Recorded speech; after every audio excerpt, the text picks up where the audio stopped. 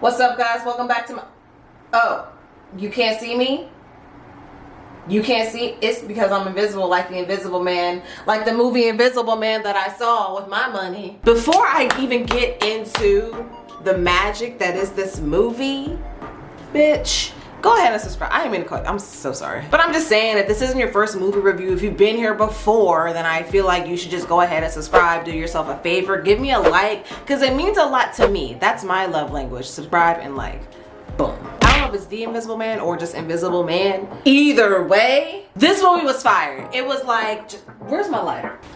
Elizabeth Moss, you want to talk about acting? I don't know who told you to be this good of an actress, but you've got that Angela Bassett factor. The performance in this, bitch, I'm with you. I don't see him either. The storyline was dope, and here's the thing, I normally can't get into like super science fiction because it just doesn't feel real enough to me.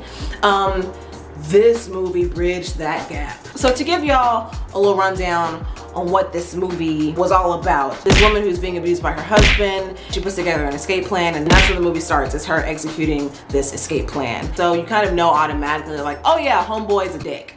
And sis is getting the fuck out. I'm not gonna spoil anything because I don't wanna do you like that, because this is not a movie that you can go into with spoilers. It just won't be fun. She learns that her husband dies, and so she's like, okay, cool, we going outside then. But then some weird shit starts happening, and she believes that her husband is alive, just invisible, and torturing her. And then the rest of the movie is just him doing that, and then her just being white and scared, just doing her damnedest. Oh, and bitch, did she at the end of, damn, I don't want to ruin this movie. She really did like a very convincing performance. Like, I believed her, like, bitch, I am with you. And this woman can act her ass off, and I really hope one day she gets to smile, because I haven't seen a movie, a show, Nathan, since like 2009 where this girl smiled. Her and what's her name from American Horror Story, Sarah Paulson. Give them both just Oscars for the category white and scared, because like they got it. To me, this movie was all about abuse and how women are perceived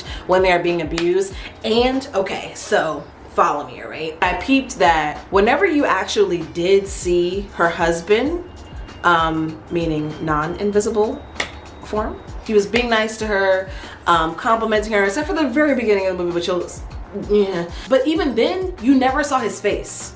Because there is like a moment at the beginning of the movie when she's like trying to escape, where he shows his more abusive side. But the thing is that you never see his face. All you see is like this and below, or like you'll just see his limbs. And I thought that that was basically saying that a lot of people who are friends with abusers don't, or are just close to them, a lot of them, they never see that side of the abuser. They never see that because they're not in that relationship, they're not in that home, and dealing with all of that. All they see is homeboy complimenting his wife and like being cool and not fighting her face, you know? That was a nice little touch. This movie was lit. I'm not gonna lie, it's slow, but it has to be. It has to be slow, or else it won't be believable, and the ooh, gotcha bitch moments, they're not gonna get you. The movie definitely takes its time. And one thing that I wasn't thinking about when I went into this movie was that, like,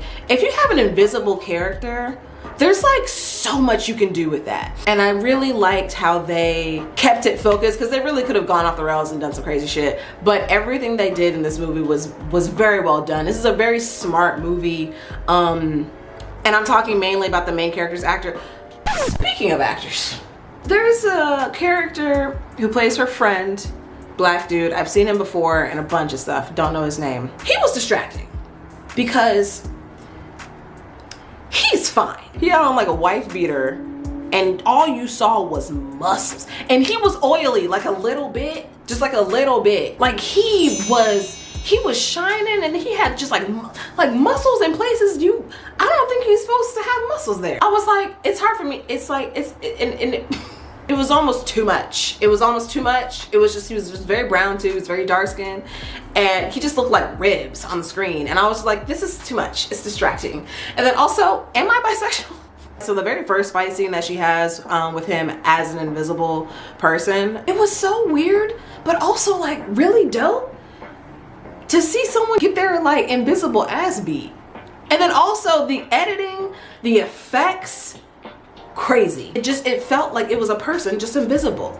And there, all the effects and everything that they did to make, like visually make that happen, crazy. This movie, I'm very big on the sound effects. I think that was on purpose as well, just to intensify the moments, to bring up the tension. There was a lot of tension, a whole lot of tension, a whole lot of gang shit, okay? I think this was one of the like best thrillers I've seen in a while. Cause like a lot of thrillers, like most thrillers I watch are usually like dramas, and then I'll fall from grace. It's like a drama for the first 80% of the movie, and then like all of the thriller shit happens and they like pack it in all at the very end, and like that's it.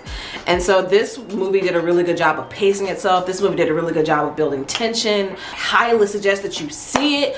Ooh, go with your loud friends. This is a kind of movie that you want to scream at the screen to. I was in there with some like senior citizens. They weren't that old. Junior citizens. So I was speaking to the screen, but they just weren't joining in on me. I was just ruining their movie by myself. But you can ruin the movie with your friends. This movie doesn't have stupid jump scares and stuff. It's just good. It's just good. And triggering as fuck. If you've been through an abusive situation, or if you've been stalked, just the feeling of being watched, like if you have problems with that, go with a friend or just not go. Maybe wait till it gets on DVD or something. But yes, highly recommend this movie. It's great for date night or for lonely nights. It'll get better. All right, y'all, that's my video. Leave suggestions. I think the next movie I'm probably gonna see is Onward. It's either gonna be Onward, because I don't want to wait until the end of the month, because I know that A Quiet Place 2 is coming out, and then Mulan, the live action. But yeah, leave your movie suggestions down below, and I'll see y'all very soon in another video. Subscribe and like the stuff. Bye, girl.